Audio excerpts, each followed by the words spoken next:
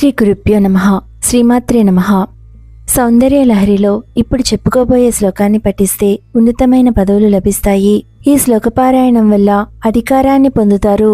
ఉన్నత పదవి అనేది కేవలము ఉద్యోగానికి సంబంధించిందే కాకుండా జీవితంలో ఇప్పుడు ఉన్న స్థాయి కన్నా పై స్థాయికి, ఉన్నత స్థాయికి అని అర్థం చేసుకోవచ్చు. అలానే ఈ శ్లోకాన్ని పారాయణం చేయటం వల్ల ప్రతి ఒక్కరూ మీరు చెప్తున్న మాటలను అర్థం చేసుకుని ఆమోదముద్ర వేస్తారు. ఈ శ్లోకాన్ని పారాయణ చేసుకునే ఇంటిలో సామరస్యపూరితమైన వాతావరణము ఏర్పడుతుంది. తల్లిదండ్రులు ఈ శ్లోకాన్ని పారాయణం చేసుకోవడం వలన పిల్లలు వారి మాట వింటారు.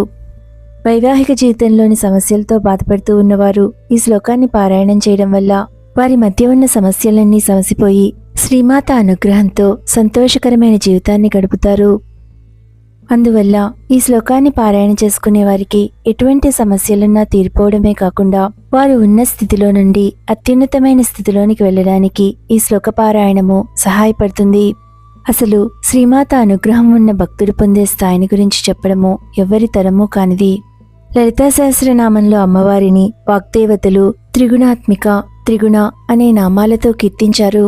ఈ రెండు నామాలు అమ్మవారిని 3 గుణాల రూపం అనగా సత్వరజస్తమో గుణాల స్వరూపంగా నిర్ధారణ చేస్తాయి. ఈ 3 గుణాలే సత్వరజస్తమో గుణాలతోనే బ్రహ్మ, విష్ణువు, శివుడు సృష్టి, స్థితి, లయ అనే 3 కార్యాలను నిర్వహిస్తున్నారు. సృష్టించడము, స్థితికారకత్వము, లయం చెందడము అనేది మనుష్యులకు, జీవులకే కాకుండా ప్రపంచంలో ఉన్న సమస్త వస్తుకోటికి సంబంధించినది. అందువల్ల సత్వరజస్తమో గుణాలపైన ఆధిపత్యం కలిగి వాటిని కలిగి ఉన్న తల్లిగా లలితాంబికయే ఈ సమస్త సృష్టిలోని చరాచర జీవజాతులపైన, వస్తుకోటిపైన సర్వోన్నతమైన అధికారం ఉన్న తల్లిగా గుర్తెరగాలి.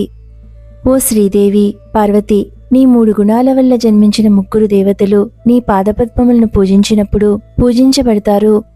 అనగా బ్రహ్మ, విష్ణు, శివుడు నీ పాదపద్మములను పూజించినప్పుడు పూజించబడతారు. ఎందువల్లనంటే నీవు నీ పాదపద్మములను పెట్టిన రత్నాల పీఠం దగ్గర వారు ఎల్లప్పుడూ తమ కిరీటాలపై చేతులు జోడించి నిలబడి నీకు నమస్కరిస్తున్నారు. అందువల్ల అమ్మవారి పాదాలను పూజిస్తే ఈ శక్తివంతమైన దేవతలందరి అనుగ్రహము లభిస్తుంది. ఇప్పుడు సౌందర్య లహరిలో అత్యంత శక్తివంతమైన 25వ శ్లోకాన్ని తెలుసుకోండి. త్రయాణాం దేవానాం త్రిగుణజనితానాం తవ శివే భవేత్ పూజా పూజా తవ చరణయోర్యా విరచితా తదా హి త్వత్పాదోద్వహనమణిపీఠస్య నికటే స్థితా హేతే సస్వన్ముకులితకరోత్తం సమకుటాః. శుభమస్తు.